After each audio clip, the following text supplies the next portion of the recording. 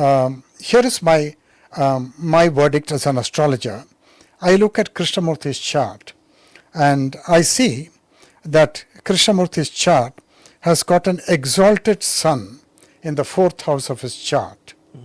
Now, a sun in the 4th house of his chart is seen in the chart of the Master Jesus. It is seen in the chart of Ramana Maharshi.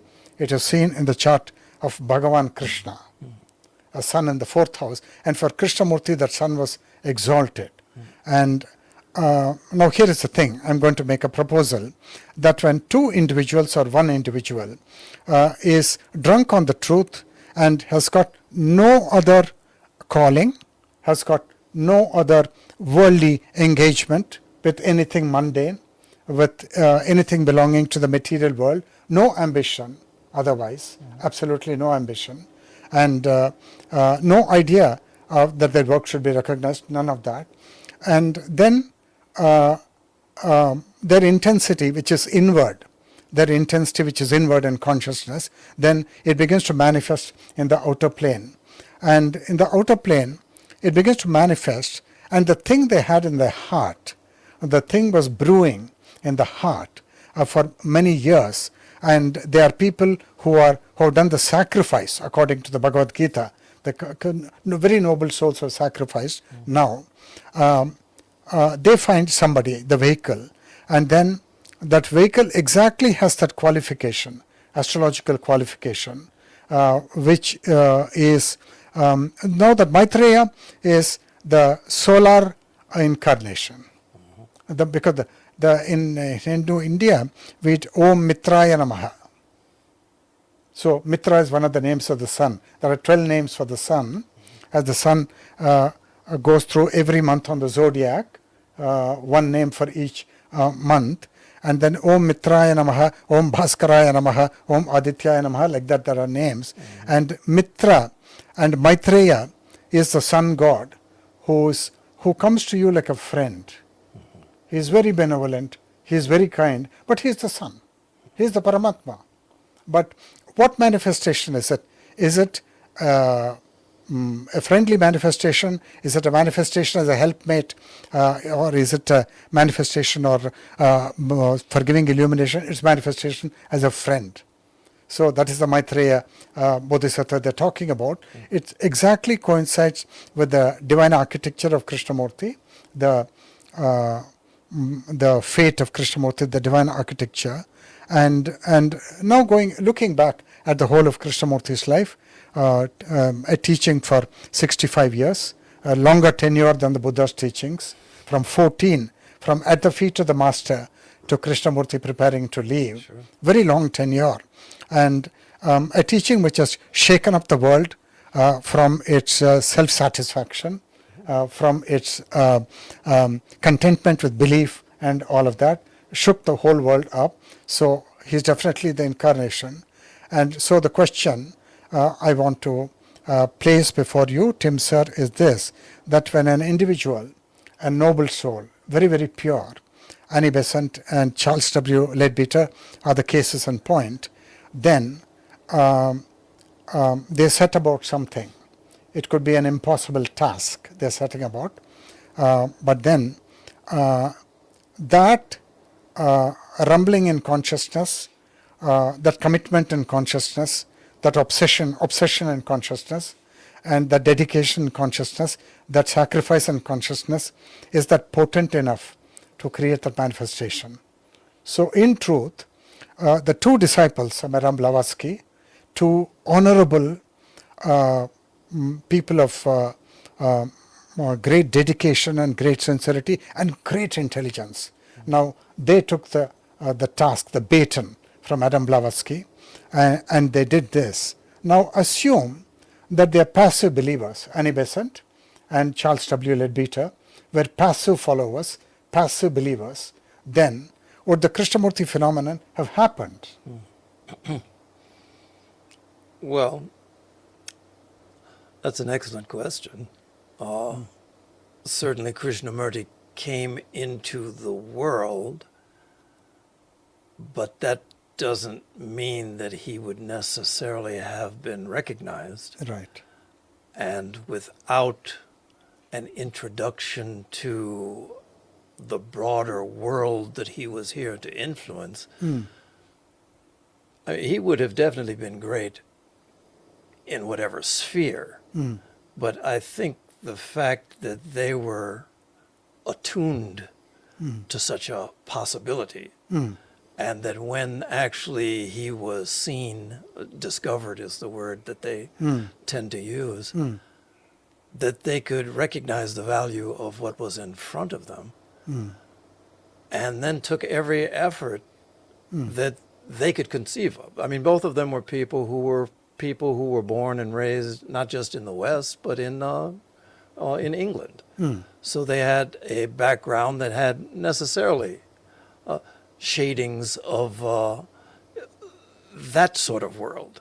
And so the world that they wanted to introduce him into was a world where they didn't want anything to be in the way, nothing to block Right. the possibility of the message that he had to give. And so in the West, as everywhere else, people judge you by appearances first, very often. So one of the things that about Krishnamurti, they made sure that he had, first of all, the highest level of exposure to the finest art, the finest education, the finest people. He was, it was made sure that he was physically, he knew about physical fitness, so that there could be nothing that could stand in his way. And then the message and the consciousness that was operating through him could flow out unimpeded. And so they were wise in that. C.W. Leadbeater in the process of actually seeing and knowing the value, and then alerting Annie Besant to what it was that he had seen. Annie Besant to her global reach, Right. which she certainly had, and making every possibility for this thing inside of Krishnamurti to fully flower, so that there was nothing that could stand in its way. Yeah. So I think in that sense they were definitely visionary, and I think in that sense too, because it was something that inwardly they were already looking for. Somehow they had anticipated. They were, in the Bible accounts, you had John the Baptist proclaiming the coming of someone he hadn't even seen. Correct. And but he was completely accurate. Right. And when he first saw him, he recognized who he was looking at. It was a similar sort of a thing that happened with them. And it was Yes. a result of a certain purity of consciousness Yes. that enabled them to be receptive and enabled them to see and then to take action. Because as you say, Annie Besant was nothing if she was not audacious. Right. Correct. She Correct. stood up to kings, to rulers, to Yeah. everyone. Right. And so the point I wanted to touch is that Edgar Cayce, the American sleeping prophet, he read the Bible 26 times by his own admission. And it's only after that, the deep immersion. So that also touches on practice, what we were discussing in the last podcast, 26 times. And well, that's his divine architecture, that he had to immerse himself 26 times. And then at the end of it, he started getting these revelations from the Akashic records, that anybody poses any question and pat comes the answer. And not much sadhana involved, except that he had to go into yoga nidra and take his eyeballs up or something like that. Then the revelation comes. And invariably these are transcendental revelations. And he says, mind is the builder. Now consciousness is the wife of that emptiness. Now that emptiness is Shiva, and that consciousness is Shakti, his divine consort. And we have two parents. We have the primordial awareness, the Father, and the consciousness, which is infinitely pure in the beginning, before she begins to sleep for 7 eternity. Right. So there is this consciousness, and consciousness is the builder, because the emptiness cannot be the builder. because the emptiness is the source of everything, infinite source of everything. So Edgar Cayce says that is the builder, and there's a whole gamut of theosophical literature giving testimony to the place of thought and the astral life and the 7 planes of existence of man, Annie Besant's writings and even Madame Blavatsky's writings. And therefore, there is this power inherent in man, which we can be very dismissive about because it's a common day-to-day experience to have some thoughts about wanting the next meal and so on. But the same thought, when yoked to truth, can do the most extraordinary things, both in religion as well as in science. For example, look at the dream of Orville Wright and Wilbur Wright. Now they're obviously toying with an impossible question. Nobody ever heard of that question, but whether we can fly. Sounds absurd on the face of it, but yet they were the harbingers of a new revolution, of something totally unheard of. So in that sense, it seems to me that the work of Annie Besant and Charles W. Leadbeater, Annie Besant at least got the credit because she was the second president of the Theosophical Society, international president, and she had a worldwide influence, political, social, cultural, religious, in every sphere. But Charles W. Leadbeater unfortunately had that scandal attached to his name, so his contribution to the greatest work of the Theosophical Society, which is in the creation of the Incarnation, I think it has gone without accreditation because he was crucial. Annie Besant by herself did only 50% of the job. Then he took the baton from Annie Besant and he went forward. And Annie Besant, because of her initiative, she connected with all those gurus in Varanasi, and then she got the thing and taken the big baton from Madame Blavatsky, both of them. Great disciples of the truth. And like the disciples of the Master Jesus, great disciples, sacrificed their life. So the point I want to make is that I want to say something about the nature of thought.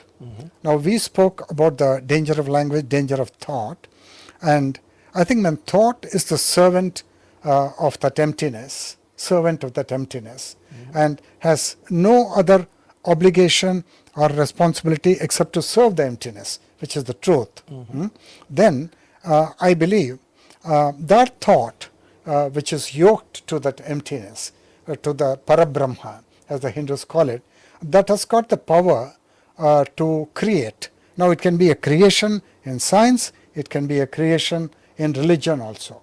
But the Theosophical Society example is especially illuminating because to my knowledge, there is no example I know of in the history of the world religions where a creation of this magnitude and this magnificence has happened.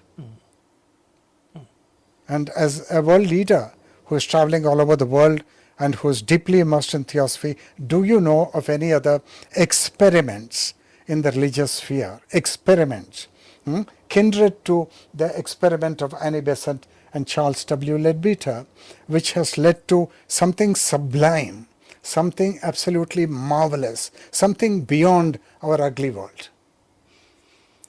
I think their experience was unique, and it was unique in the sense that as pure and as open and as connected as they were still subject to the idea of the religious interpretation.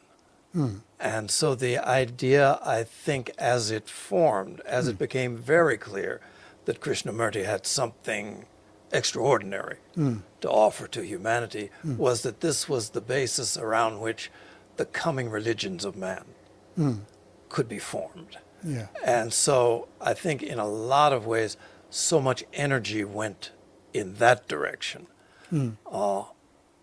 until it actually reached the point, of course, where Krishnamurti said, this sort of structuring.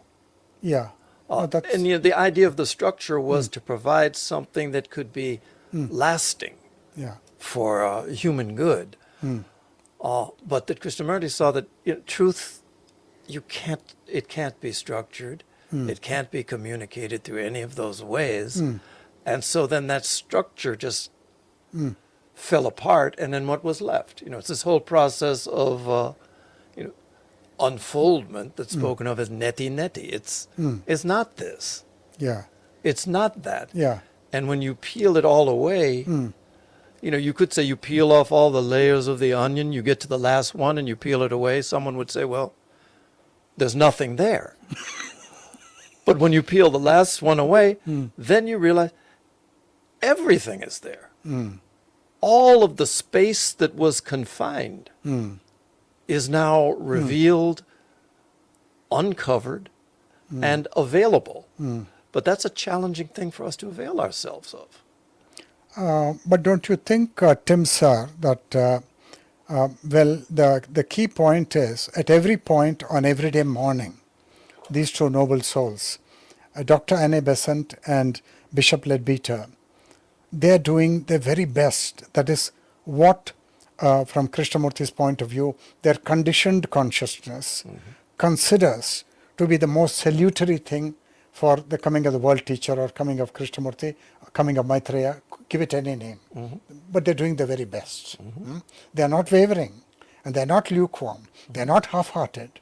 They've thrown themselves completely into the adventure, and they're doing it in a whole-souled way.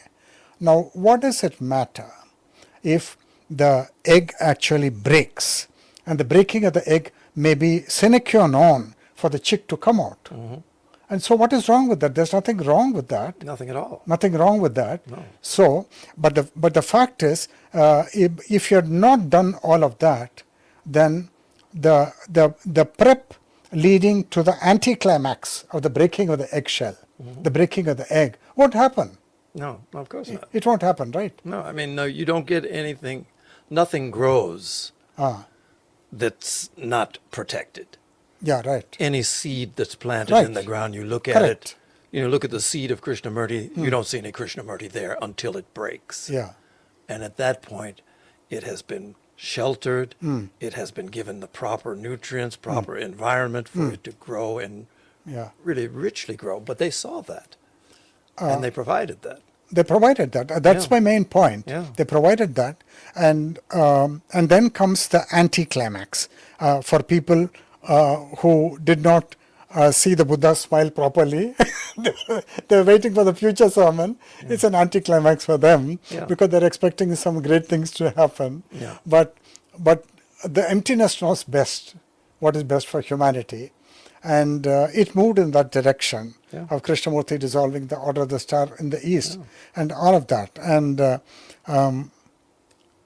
Many people were disappointed, deeply disappointed. Deeply disappointed. Because Many people, the Theosophical Society lost probably a third or a half of its membership because they were all involved, and now suddenly their dream, which was their understanding, their understanding. their projected understanding onto Krishnamurti of what he was supposed to do. He's here to enlighten them, but you better enlighten me in the way that I want it. And so he was subject to that, but he was... Yeah, I mean, it's a testament to him as well, because it's one thing to be able to see, but it's another thing to be able to say enough. And he had both things, and there was no future that was mapped out for him once he said, not at all. I'm Not stepping at all. away from that. Not at all. Not at all. No.